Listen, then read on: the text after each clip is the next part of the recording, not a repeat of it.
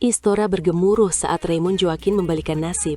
Namun, ada momen rapuh yang nyaris menggagalkan semua, dan rahasianya baru terungkap.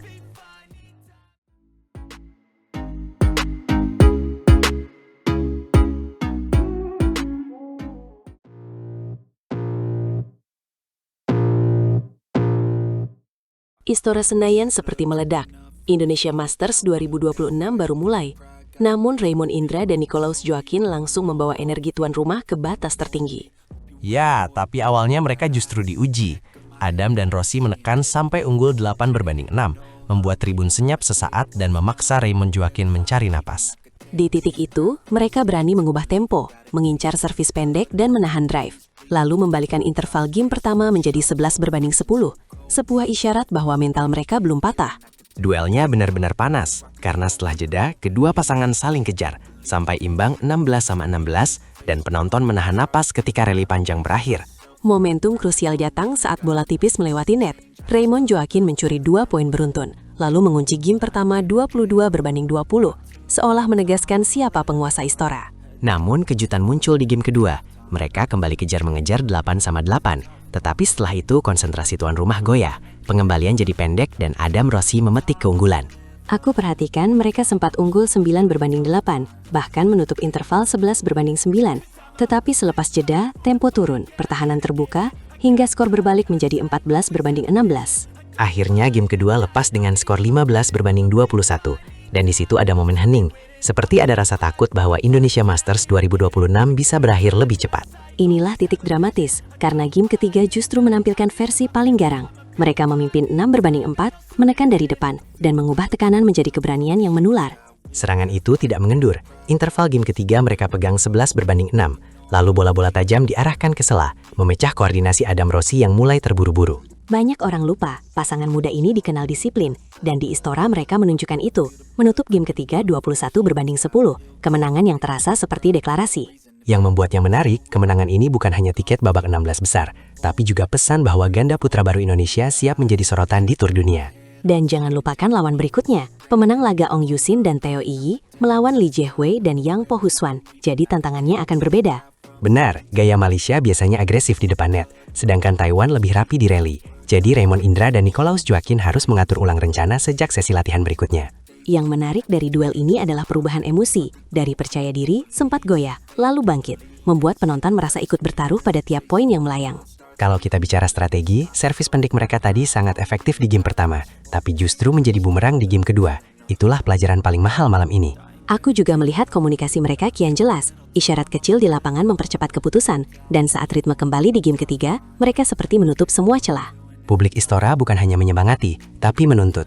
Dan tekanan itu membuat kisah Indonesia Masters 2026 terasa lebih sinematik, seperti babak awal film besar. Kunci lainnya adalah keberanian mengincar poin cepat. Hali panjang tetap dimainkan, namun ketika peluang hadir, mereka tidak ragu menekan, sebab mereka tahu game penentu butuh keberanian. Satu detail kecil, ketika skor ketat, Raymond sempat menahan selebrasi. Fokus itu yang mengubah arah, dan membuat pasangan Prancis kehilangan momentum tepat di saat kritis. Jadi cerita ini bukan sekedar hasil, tetapi tentang bagaimana dua muda menolak tunduk, mengubah tekanan menjadi energi, dan menyulut harapan baru di sektor ganda. Aku setuju, sebab banyak mata kini menunggu. Apakah kemenangan di Istora hanyalah awal, atau pertanda bahwa mereka siap mencetak kejutan lebih besar? Indonesia Masters 2026 masih panjang, tapi satu malam ini sudah memberi alasan mengapa turnamen ini selalu menghadirkan drama yang sulit ditebak. Dan itulah mengapa laga berikutnya terasa wajib ditonton, karena setiap poin bisa menjadi jawaban. Apakah Raymond Indra dan Nicolaus Joaquin benar-benar bangkit sebagai kekuatan baru? Dari sisi teknik, pukulan drive mereka lebih tajam di game ketiga, memaksa lawan mengangkat bola, dan disitulah smash silang jadi senjata pematah. Tapi ada satu momen kecil, servis yang nyaris fault, yang justru membuat mereka menertawakan diri sendiri, menenangkan hati, lalu bermain lebih lepas.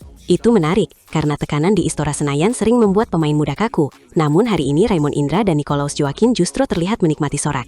Dan ingat, mereka baru lewat babak 32 besar, jadi setiap kemenangan akan membentuk cerita, dan media akan terus mengejar sensasi. Itulah sebabnya lawan berikutnya bukan sekedar rintangan, melainkan ujian konsistensi. Apakah kemenangan atas Prancis bisa diulang dengan level yang sama? Jika mereka menjaga fokus seperti di game penentu, Indonesia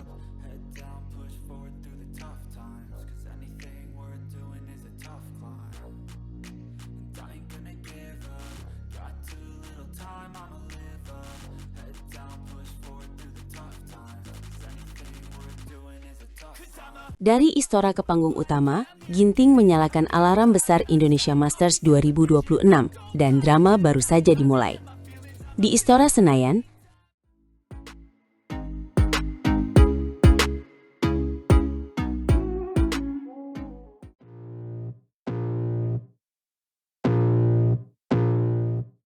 Anthony Sinisuka Ginting membuka hari dengan tempo tinggi yang membuat tribun hening sejenak. Banyak yang mengira babak kualifikasi hanya pemanasan, tetapi ia menjadikannya panggung pernyataan untuk Indonesia Masters 2026. Ia menundukkan Kantavon Wancaron dengan 2 game meyakinkan, 21-12, lalu 21-7.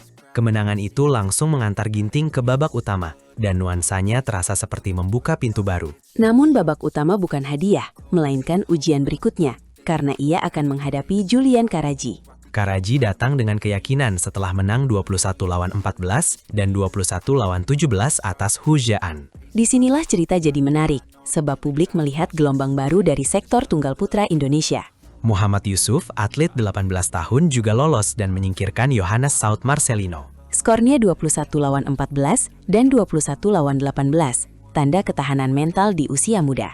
Babak kualifikasi selesai, tetapi cerita hari ini belum habis karena babak utama langsung bergulir siang ini. Di ganda putra, Ali Fatih Raihan dan Devin Artawahyudi membuat kejutan atas Mael Katoen dan Lukas Renwar. Mereka sempat kehilangan game pertama 20-22, lalu membalikan 21-16 dan 21-14. Momentum seperti itu sering menjadi bahan bakar, dan publik mulai berbisik soal kartu as baru. Tetapi di ganda putri, Nabila Ayu dan Nahya Muhifa harus mengakui Ji Ucong dan Vanessa Ang. 3 game yang tegang, 21-16, lalu 13-21, dan akhirnya 19-21. Kekalahan itu pahit, namun memberi pelajaran soal menutup game ketiga di bawah tekanan. Semua ini membentuk panggung besar Indonesia Masters 2026 yang menuntut fokus sejak detik pertama. Ginting tahu itu, karena ia pernah merasakan bagaimana satu momen kecil bisa mengubah arah pertandingan. Itulah sebabnya kemenangan cepat di kualifikasi bukan hanya soal tiket, tapi juga pesan kesiapan. Ada yang bertanya, apakah performa ini berarti ia sudah kembali ke puncak? Jawabannya belum, tetapi sinyal kuat terlihat dari pukulan awal, kecepatan kaki, dan keberanian memilih sudut sulit.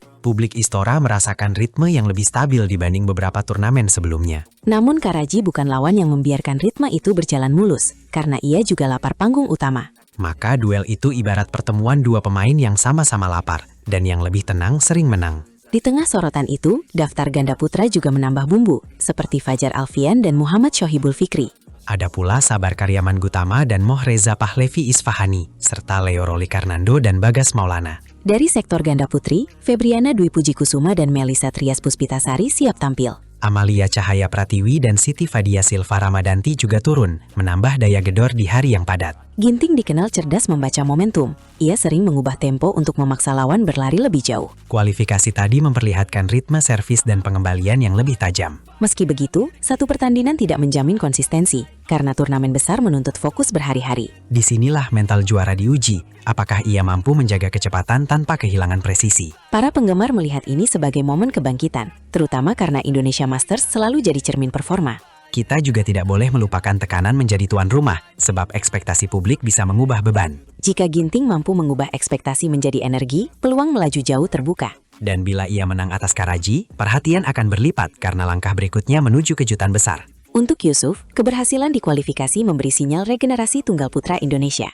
Ia belum setenar Ginting, tetapi kemenangan atas Marcelino menunjukkan keberanian sejak game pertama. Ali Fatir dan Devin juga memberi warna baru, pasangan muda yang mampu balik menekan setelah kehilangan game pembuka. Kisah mereka menegaskan bahwa mental bisa membalikan statistik ketika lawan sempat unggul. Sementara di ganda putri, kekalahan Nabila dan Nahya mengingatkan bahwa detail kecil bisa mengubah cerita. Itulah drama turnamen. Satu poin bisa mengubah suasana. Satu kesalahan jadi bahan diskusi panjang. Selasa ini di Istora bukan sekadar jadwal, melainkan rangkaian cerita yang saling terhubung. Dari Ginting yang tegas hingga para ganda yang bersaing, semuanya membawa harapan dan pertanyaan. Pertanyaannya gini, siapa yang mampu menjaga api hingga babak berikutnya? Satu hal pasti, Indonesia Masters 2026 baru saja dimulai, dan babak utama penuh kejutan. Jadi ketika Anda mendengar sorak penonton, ingat bahwa drama masih terbuka lebar. Kita tunggu, apakah Ginting menulis kisah besar, atau justru muncul nama baru yang mencuri perhatian?